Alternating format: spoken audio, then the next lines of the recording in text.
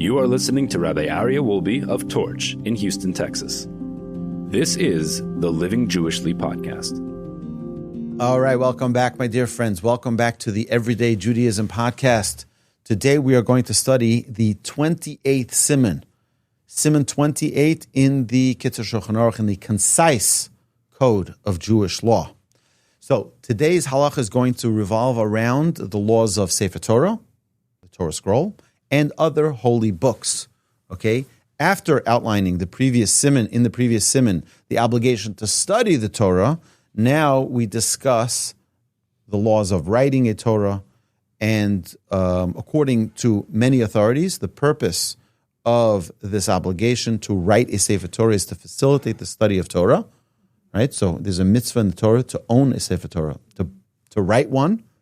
If you can't write one, have someone write it, commission someone to write it for you. According to this view, which is shared by the Kitzur, this obligation also includes the purchase of other Torah books. So if you go on Amazon, ArtScroll, Feldheim, Mosaica, any of those websites to buy buy Jewish books and to learn and read those books, that is part of the fulfillment of what the Torah says to write a Torah. The Torah commands us, you shall write for yourself a Torah scroll. Right? Okay, I don't know how to write it, or I can't afford it. Today it's very expensive to have a Torah scroll commissioned. It can cost anywhere from $50,000 to $100,000. It means a scribe will sit for almost an entire year to write your scroll. It's a lot of work. It's a lot of time, and they presumably need to support their family as well. So it takes a lot. So to have that commission, okay, I can't afford that, but I could afford to spend $28 on a book and add it to my library.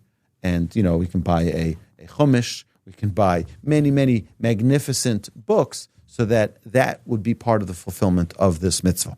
The halacha now begins. Mitzvah saseh, it is a performative commandment. Al kol ish mi Yisrael lichtov lo Sefer Torah. For every Jew to write a Sefer Torah. Shenemar v'ata kisvu lochem es hashira azo, says the verse that we just mentioned. V'kiblu chachamim zichron lavrocha perusho lichtov es kol haTorah sheyesh ba hashira. Our sages understood that this means to write the Torah. The Torah is called a shira, a song. Like we mentioned previously in our Parsha podcast. It needs to be beautiful. We need to present it in a way that it is, and that's what the Torah is called, a shira. It's a shira, it's a song. Everybody loves a good song. The Torah is a song. Ve'afilu yorash Sefer Torah mi'aviv mitzvah lichtov mishalo. If someone inherited a Sefer Torah, a Torah scroll from their father owned the Torah scroll, now they inherited it. It's still a mitzvah for them to have their own Torah scroll. Socher lo sofer lichtov lo Sefer Torah. If you hired a scribe to write a Sefer Torah for you, o shekna'o v'hayabotos v'higio harezek iluksavo. If you purchased a Torah scroll, or if you commissioned someone to write the Torah scroll for you, and they found a mistake in that Torah scroll, now that you fixed that Torah scroll, you bring it to a scribe, you have them fix it, it's repaired. Now it is as if you now recommission the Torah, and that would be fine. So what many people do, I almost did this. Someone offered me a Torah scroll that had survived the Holocaust, and he said to me, you can have it, just pay for the cost that it costed me to ship it from Europe to bring it to my location. I brought it to a sofer, to a scribe, our local scribe here in Houston. He looked at it and he said, look, it's not kosher. I can fix it, but it'll cost you more to buy a new one than to repair this one. It'll cost you more to buy a new one because the amount of repairs that were necessary were so extensive, it would be more difficult to repair it than to write a brand new one. So I didn't end up going with it. It was a bargain, but still, it was not a kosher Torah scroll. The asur limkor Sefer Torah, it's prohibited to sell a Torah scroll. You don't sell Torah scrolls. However, if someone is in a great need, or if the congregation or the community is in a great need, then you must consult with a rabbinic authority. Typically, if, for example, if the community needed a mikvah, and you had an extra Torah scroll, you can sell that Torah scroll to finance the mikvah, right? Because that's a higher priority item than having an extra Torah scroll. Okay. Halacha number 2. V'chein mitzvah al kol ish liknos sha'ar sifrei kodesh shalom nemitochon kigon mikra, Mishnah, Gemara, v'poskim sheyilmod mitochon v'gam yash ilun la'achirim. He says, as well, additionally, like we mentioned previously, there is a mitzvah for one to purchase other types of books that are Torah books, like a Torah, like a Chumash, like this one, this magnificent interlinear ArtScroll Chumash, or the regular stone edition Chumash, or a Mishnah, or a Gemara, or the halacha, the books of halacha. And today we have magnificent resources. ArtScroll has done the most miraculous work in making it available for the English reader to learn almost everything. I mean, you have the Midrash, you have the entire Midrash translated, you have so many, you have the entire Talmud, you have the entire Chumash, you have the entire Mishnah, everything elucidated beautifully, done so beautifully. We have them all here in the magnificent Torch Library. But all of that, to purchase those books, is a magnificent mitzvah. Misha ein biyado maseges, Misha ein yado maseges liknos lo sefer Torah, v'gam shar sifrei kodesh, azay asfarim shehein letzorach limud hein kodmin.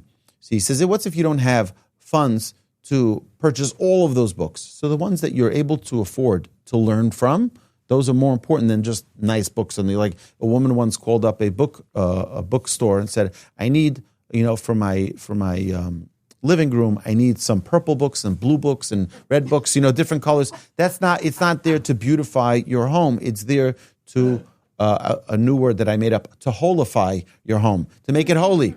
Now, one of the things that I failed to mention in the translation here is that it's also a mitzvah to loan out your books, to loan it out that other people can learn from it. So if you have a book that could be of use to other people, you have a mitzvah, special mitzvah to lend it to them so that they can use it. And now the influence that they have from that book is your merit as well. Amar Rabbi Sinu Zechron Levracha, our sages of blessed memory said, V'tzidkoso omedes lo ad, and his righteousness endures forever. Zeh kosev. They explained that this refers to one who writes, as well as one who purchases books. Zeh kosev v'uadin akones forum umashin lacherim, as well as one who lends them out to others. So if you have a library that you can share, this, by the way, used to be the way that people would lend books out in all over the world. I mean, you think they had a Talmud in every library? If everyone had a book of Talmud? No. You had one in a community, maybe, and people would reserve time to learn from it. The Mishnah talks about what do you do if two people are reading from a Torah scroll. It says you should be very careful not to pull it, whether or not two can, whether one should just be, why don't you just get another book? Well, it was expensive. It was very expensive. It wasn't just $20 to buy a book. It was expensive to buy a book, and sometimes it was out of a scroll, and it was parchment, and the parchment gets worn and torn, etc., etc. Okay, halacha number 3. Chayav adam linog kavod gadol b'sefer Torah. A person has to have tremendous accord, great honor to a Torah scroll, to a Sefer Torah. V'mitzvah liyached lo makom, and it is a mitzvah to provide for it a special designated place for it to reside, to honor that place and to beautify it exceedingly. Sefer Torah, a person should not spit towards the Sefer Torah, and a person should not hold the Sefer Torah without a cloth separating. The Torah scroll, as we know in our congregations today, they all have covers. You're not supposed to hold the Torah bare. You can't touch the Torah. We learned this previously. You're not supposed to touch the parchment barehanded. You're supposed to have, that's why when people kiss the Torah, they use either the tzitzis, they use the talis, they use a garment, a cloth. You're not supposed to touch it directly. Haroa es hanosis Sefer Torah. Someone who sees a Sefer Torah being carried, tzarach lamod lefanav. You have to stand up. Torah, sometimes they'll do this in synagogue. They're going to take out the Torah to roll it, to prepare it for Shabbos. So, for example, on a Friday, you're in synagogue, and you're finishing up your prayers, and they pull out the Sefer Torah, they pull out the Torah scroll from the ark, bring it to the bima to roll it up to prepare it for Shabbos, for a special reading. You have to stand up when the Torah scroll is being carried and remain standing until the Sefer Torah is put back in its place. Or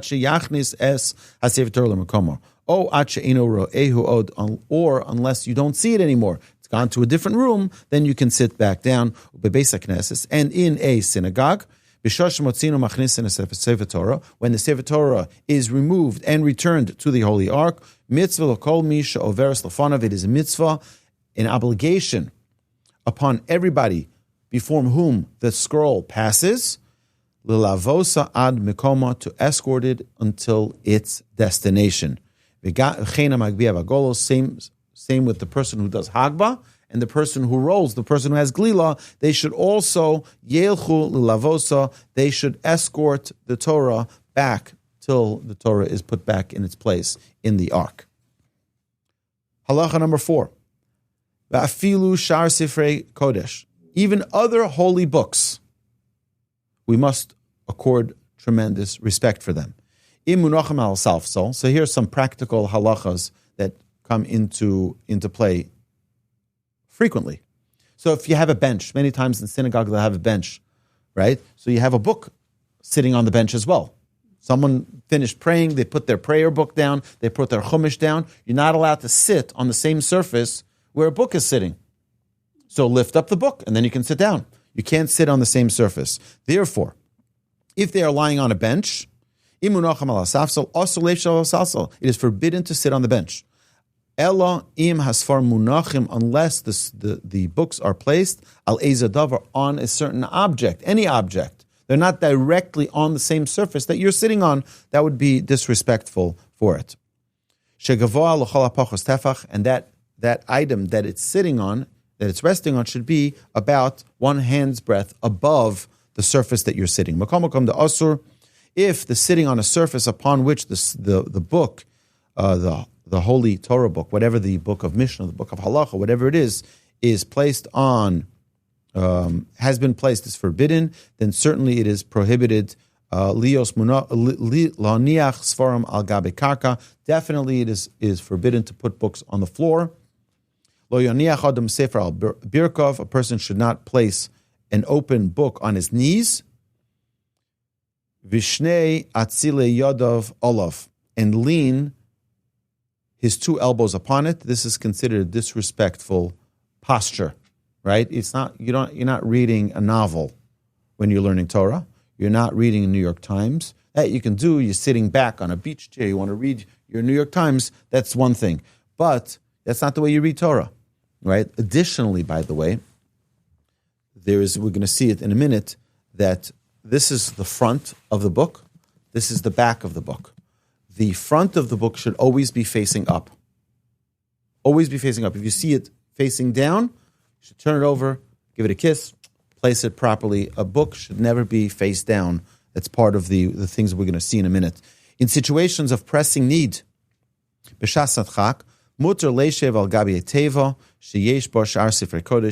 is permitted, if it is absolutely necessary. I'll give you an example. To sit upon a surface that contains other holy books. But if there is an actual Torah scroll, it is forbidden to sit on that place. One may place a chumash al gabe neviim ksuvim, v'chein ksuvim al gabe neviim, v'neviim al gabe ksuvim, avol ein menichim neviim ksuvim al gabe chumashim. So, there is a list of priority. We mentioned this previously. The number 1 is the chumash. Okay? The Torah scroll, the 5 books of Moses, is always on the top. Now, the prophets and the writings, so the prophets can be on top of the writings can be on top of the prophets, but neither of them can be above the Chumash, above the 5 books of Moses, above the Torah. It cannot. The Torah is always on top of even the prophets and writings. And the same, by the way, applies for the Mishnah and the Talmud and halacha. It goes in order in a descending order of I would say of history and of of sacredness. Exactly. Thank you. So always the Chumash is on top. You never place a siddur on top of a Chumash. You never place any of the books that we have in the magnificent library. The Chumash always goes on top if you're carrying a bunch of them together, or if you're piling them up on the table. It should always be the Chumash on top. Halacha number 8. Sefer Torah Shabala Gonzin Osam. What happens if a Sefer Torah was worn out, like the one that I was trying to purchase? Completely worn out. Such a Sefer Torah. Gonzin Osa. We hide it away. What does that mean? We bury it. We bury it on the ground, right? V'chein she'ar sfarim v'kisvei kodesh. This law applies to all other holy books. If you have a siddur, you have a prayer book, you have a chumash, you used from your childhood. It's all worn out already. The pages are torn. It's falling apart. You don't throw it out. You bury it. V'chein she'ar sifrei sfarim v'kisvei kodesh v'tashmishe kedusha asur l'sofran. All other holy articles, artifacts, asur l'sofran. You're not allowed to burn them. You're not allowed to throw them out. You have to bury them. Right? By the way, this applies also for a talis. A talis that's worn out shouldn't be thrown out. It's a mitzvah. Something that was used for mitzvah. Someone has an old pair of tefillin which are no longer kosher. It's for whatever reason. You can't throw them out. You can't throw them in the garbage. Even double wrap them. You cannot do that. You got to bury them. Ein zorkin kisvei kodesh. One may not discard copies of the holy scriptures. Afilu halachos v'agodos. Even halacha or agadic works. V'aso lahafoch osan al pneim. So you can't throw them out in the garbage. Even you write your notes of class. It's teachings of Torah. You're not allowed to just throw out that. It's holy. Similarly, it is prohibited to turn them face down. We just mentioned that. They're not allowed to be face down. And if you did find them to be face down, it is proper to turn them over properly. Our custom is to kiss them because it was sort of like an offense to the book that it was upside down. Give it a kiss and put it faced up. Halacha number 7. Ein lahashtin b'mayim b'pnei sfarim. Now, this is obviously not something that's relevant today, per se. I was going to give you an example. Let me give you an example. Let's say you're transporting books from one place to another. You put them in the back seat of your car, and now you're a passenger in that car. So you have on the bench of the back of the car, you have books, Torah books, piled up. I've had this before. And then you're sitting right there. So you have no choice. What are you going to do? Right? So in such a case, it's okay if it's books, but not okay if it's a Torah scroll. That's an example of where you have no choice. You're transporting it from place to place. Also, that's a temporary state. But, okay, what did we say that is not so relevant today? Because today we have proper bathrooms. It used to not be the case. One may not urinate in the presence of a Sefer Torah or books. So if, for example, there's a library and there's a bathroom which is open to the library, that would be inappropriate for one to use the restroom in the presence of those books. In case of need, or a person has a tremendous need, and we don't have a curtain or the door is broken or something like that, so in such a case, one may, provided that at the very least they have the books placed at a height of 10 tefachim, so it's sort of like a different domain. Today, typically, you don't have bathrooms or areas that people use the facilities even near where people have books. Usually, it's a separate room. Today, we have bathrooms which are proper. It used to not be that way. It used to be that people would, have a little area, let's say a tent, and they'd go outside of the tent in the forest, and they would use the restroom. That would be inappropriate if it's in a near distance. Okay. Halacha number 8. Ein lasos. One may not make mapos ilim covers or garments for a holy article from materials that had served a mundane purpose. Okay? Meaning, you don't take your bath towel and make it into a cover for a Sefer Torah. That it's inappropriate. It's something it's unbecoming of something which is so holy to be covered by something which is so mundane. Ubidievet shekvar na'asu muter. If, after the fact, it was done, then it may continue to be used. However, material that was used for idolatry, that may never be used, and if it was used by mistake, you have to stop using it immediately. because we don't use things that we use for idolatry for things that are holy. Also, lihistamish b'sefer. One may not use a book, lahana also, for personal benefit. Could go in lahamido, for example, to stand it up, lahagen b'fnei achama, as a shield from the sun. So you're reading a book on the couch, and the sun is bothering you. So now I want to just place my Chumash there so it blocks from the sun, and that way you don't use Torah books, Judaica, for that kind of purpose. You don't use it for your personal benefit as a screen from the sun. O kadei shelo yira chavero mashu ose, or to use it as a, I don't want anyone to see what I'm doing here. So I'm going to use my Torah book as my little partition, my little barrier. Avol im hashemesh zorachas ala sefer shehu lomed bo. But if the sun is shining upon a book that you are currently studying from, mutar lahagin mesefer acher, then you can shield the book with another book. You can shield your eyes from the glare with another book. Kevon she'eno osalana. So you're not doing it for yourself. You're doing it to protect the book, and you're not acting out of personal benefit. Similarly, placing a book beneath another book from which you are studying in order to elevate the book that you are studying. So you see, I use a little podium here to hold my book up. Can I use another book underneath to prop up my book? Are you allowed to do that? So he says, Yesh lahater, this could be permitted. Aval, ein laniach sefer betoch sefer acher. However, one should not place a book, a Torah book, in another book as a place mark, shelo yitztarech lachapes acharkach, in order that one not need to search it at a later time. Makom limuda, the place where you're holding, meaning you don't make one book your place mark for the other book. Lo yisartet eze kuntras, one should not etch lines into a blank notebook, al sefer. So you're in the middle of putting together your let's say you have this canvas and you need to just make some lines. You don't use a Torah book as your ruler to make those lines, as a notebook has, or because that canvas or another notebook that you may be using has no holiness, until one has written Torah thoughts into it. Similarly, one should not place a paper or the like into a book for safekeeping.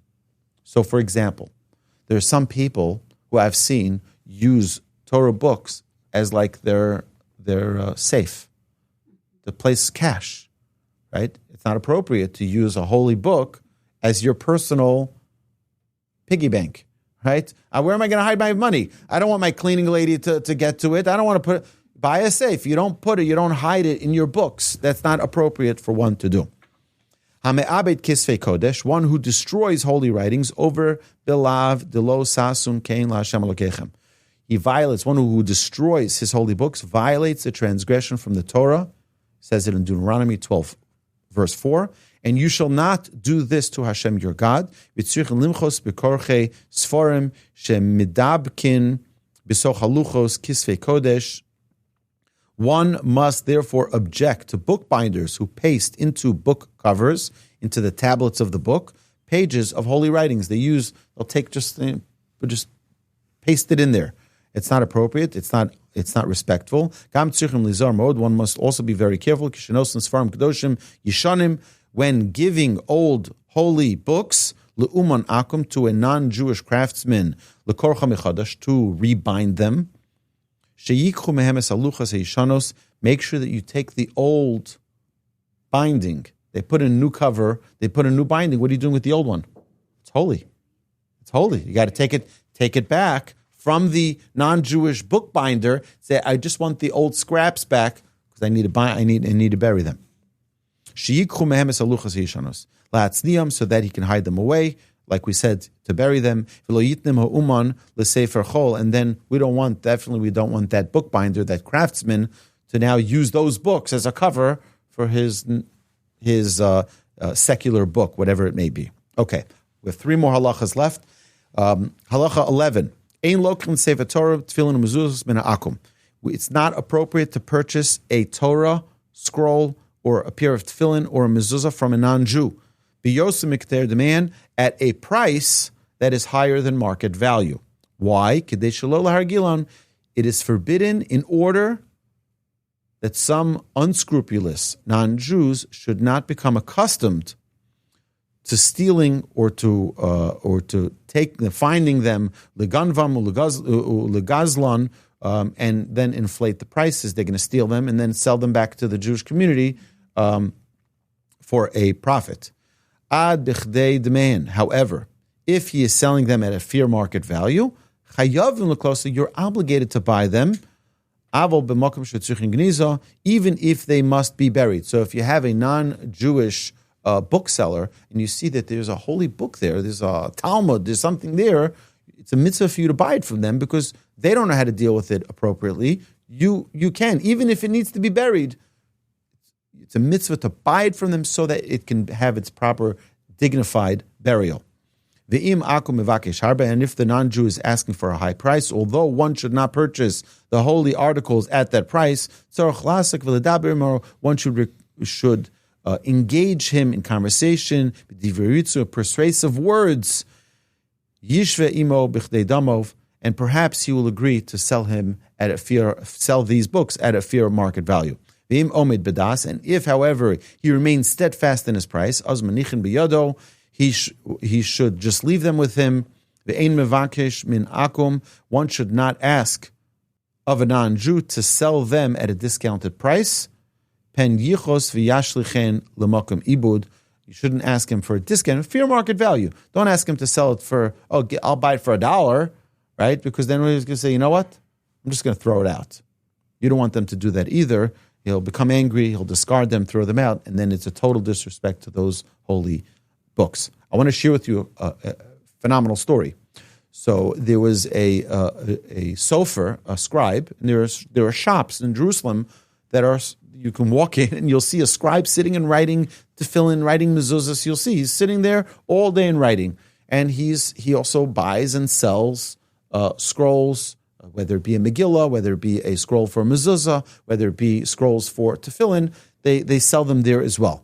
So an Arab gentleman walks in one day, clearly it was stolen, and he says to him, "Hi, do you want to buy these tefillin? Do you want to buy these religious articles?" So the sofer looks at the tefillin. Now, for those of you who own a pair of tefillin, you know that the hand tefillin and the head tefillin are very different. The hand tefillin are just a clean square. The head tefillin have 3 slices in them, and making it 4 different compartments. And so the sofer is a smart guy, and he looks at the first one. He says, "Wow, this is beautiful. It's stunning." And then he takes out the one for the shalrosh, for the head tefillin. He says, "What are these cuts here? What's this?" He says, "This needs to be a set, and these are cut. It's worthless. I have nothing to do with this." He says, "If you want, I'll give you a few dollars for it, but this is not worth anything." Right? So sure enough, the guy's like, "Fine, I'll take a few shekels for it," and he gives it to him for a few shekels. Of course, the tefillin bag had a name on it, and he finds the person who lost it and returns the tefillin that were stolen. So it's interesting that that's a very smart, astute scribe who knew how to do. But there's a whole black market out there of Arab women who are writing mezuzahs, sitting in their basements in Gaza. I'm serious. This is a real story. And they were writing mezuzahs, all fake, fraudulent, not written appropriately, not written according to halacha. But someone who doesn't know says, "Oh, it's a mezuzah. I bought it in a gift shop. It must be fine." And then many times, if you buy a mezuzah, sometimes people think mezuzah means the case. That's not true. Mezuzah means the actual parchment inside the case. The casing outside is just a nice decoration. It's the inside that really counts. And I've seen many people come to the scribe. I actually sat with the scribe here in Houston a few days ago, And he told me stories which were frightening stories. If people came with mezuzahs that were not kosher, they were photocopies. Some people don't even have photocopies, nothing in there. They think that because they have a nice case, it's a mezuzah. That's not a mezuzah. It's not the casing. It's what's inside it. It's the parchment, and it's worthwhile for every person to have their mezuzahs checked. Search online from a scribe in your community. It's important. Have your tefillin, have your mezuzahs, have them checked at least twice every 7 years. Halacha says to ensure that they're not, especially in Houston heat, if you have a mezuzah outdoors, it's very important to ensure that it doesn't get faded from the sun or from the heat. Okay. Halacha number 12. Im nafal Sefer Torah miyado, if a Sefer Torah Torah scroll, falls from one's hand, afilu ben artiko, even if it is covered, tzarech lisanos, you're obligated to fast. V'noagim, it is customary, shigam arol misanim, that anybody who saw the scroll fall is obligated to fast as well. There's some really amazing stories. There was a synagogue out in Portland, Oregon, that on Yom Kippur, the person who put the Sefer Torah back fainted right by by Kol Nidre. He fainted and the Torah scroll fell on the floor, and the whole congregation needed to fast now another day because of the Torah scroll that fell. But they found even more that they said this was a sign from Hashem. They needed to do something to change, and they instituted some significant change in their congregation by hiring a rabbi. They didn't have a rabbi. They said, we're fine as is. We don't need a rabbi. And they hired a rabbi, and that rabbi really led the congregation to unbelievable heights of growth in their Yiddishkeit. So this is a very important thing. We have to be very, very careful with the Sefer Torah. It's not a toy. It's not a joke. It's something which is of paramount importance and paramount holiness. And finally, halacha number 13, Asu lichtov pasuk, it is prohibited to write a verse of scripture below sirtut without etching the line on the parchment. This is for those who are scribes. You're not allowed to write even one verse without there being, if you look in the Torah scroll, you'll see that there's an etching to keep it on a line. The Asu lichtov divrei chol, that one may not write secular content, bichtav ashuris, shekosfen bo Sefer Torah as well. It is also prohibited for one to write the script of the Torah for non-Torah purposes. It's a very holy font, and that font should not be used for other things other than Torah purposes. My dear friends, this concludes Siman 28, the 28th Siman of the Kitzur Shulchan Aruch, and now we will open the floor to our Ask Away number 12, I believe it is. Ask Away number 12. So my dear friends, those of you online, we look forward to seeing you next week at our Everyday Judaism podcast. You've been listening to Rabbi Aryeh Wolbe on a podcast produced by Torch, the Torah Outreach Resource Center of Houston. Please help sponsor an episode so we can continue to produce more quality Jewish content for our listeners around the globe. Please visit torchweb.org to donate and partner with us on this incredible endeavor.